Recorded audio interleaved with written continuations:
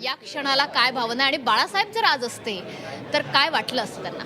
बाळासाहेब आहेतच, कारण प्रत्येक शिवसैनिकाच्या विचारांमध्ये बाळासाहेब आहेत आणि त्यामुळे जिथे जिथे या वास्तूत या सर्वत्र आहेत त्यांचा अत्यंत आत्मा आनंद झालेला आहे त्या आत्म्याला.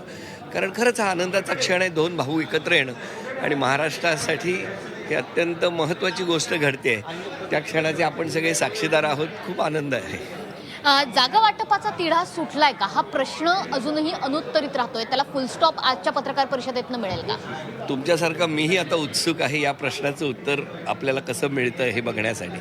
मला असं वाटतं की महाराष्ट्राच्या हितासाठी आत्ता हा इतका आनंदाचा क्षण घडतो आहे, त्या क्षणाचे आत्ता आपण साक्षीदार होऊया असं मला वाटतं. सगळ्यात महत्त्वाचं म्हणजे मला तो कार्यक्रम आठवतो जेव्हा हिंदी भाषा सक्तीच्या विरोधात दोन ठाकरे बंधू सगळ्यात पहिल्यांदा व्यासपीठावर आले. अतिशय भव्य असा तो कार्यक्रम झाला आणि सगळ्यांना उत्सुकता होती की हे दोन ठाकरे बंधू एकाच व्यासपीठावर येतात. आज दोघांच्या केवळ 2 खुर्च्या मांडलेल्या आपण बघतो आहोत. अतिशय साधा मर्यादित स्वरूपाचा हा कार्यक्रम आहे. यामागचा काही विशेष उद्देश आहे का? ते मला असं वाटतं उद्देशापेक्षा ते दोन काय बोलणार दोघेही, दोन प्रमुख नेते आज इथे आपल्याला पत्रकार परिषदेला सामोरे जाणार आहेत. त्याच्यामुळे ते काय बोलतात, त्या नेमका काय विचार देतात, हा विचार आत्ता आपण ऐकणं हे जास्त महत्त्वाचं आहे आणि ते काही क्षणात होणार आहे. PMCची खुर्ची मिळेल या दोन्ही खुर्च्यांना? वास्तू नेहमी तथास्तू म्हणते. मिळेल हा प्रश्न नसेल, उत्तर असेल तर नक्की वास्तूने तथास्तू म्हटलेलं आहे.